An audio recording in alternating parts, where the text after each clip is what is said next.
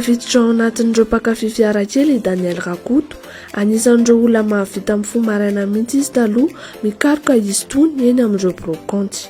Mety mijerytsika mety hoe zaza lahy lehibe, zaza tsy hay intsony nilazana anazy olon-deha kely ve sa ahoana satria efa lehibe daholo no matetika no manao collection an'ilay izy.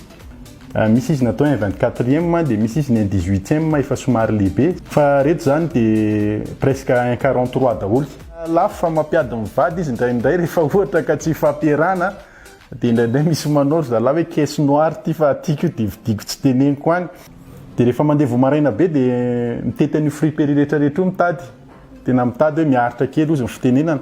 Fa taty aoriana tsy tratra intsony zay dia nisy namana ahafahana manafatra.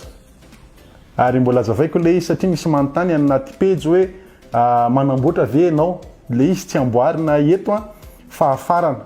Izany hoe importena zany ilay izy. Dia afaka mijerytsika amin'ny internet. Dia raha misy modèle tianao alaina zany dia mividy ianao. Fa ny mahafinaritra dia hoe misy namana na eto toerana na ivelany fanampy foana azahoana io zavatra io. Satria somary sarotsarotra izay mahita anazy indraindray rehefa zavatra tiany. Dia matetika hoe fiara tianao no vidinao. Dia nanomboka teo nakanankiray dia roa dia telo dia misy namana miteny hoe ay mety amin'ny laty. Dia misy mandefa dia indraindray koa ianao mandeha magasin dia mividy. Dia arakarak'izay vidiny eo amin'ny hoe 2 alina. Mety hiteniteny foana raha hiteny amin'ity marodrefy anankiray ity hoe misy hatramin'ny 10 mihitsy ny singany anankiray. Dia izay no mezan'ny olona anay rehefa avy eo zavatra kely io ve dia andaniana vola ohatr'izay.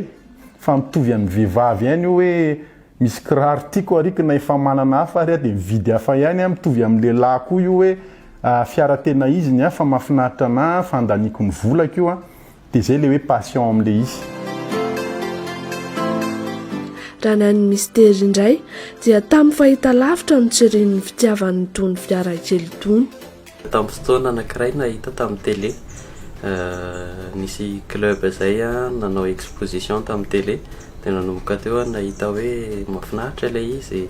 Naizana-tsany ary ny hatrambola kely efa anisany hoe nanana ihany koa fa mbola tsy dia tena tao anatiny loatra aloha tamin'izay. Tena fiara azoko voalohany indrindra aloha tamin'izay dia Peugeot 207.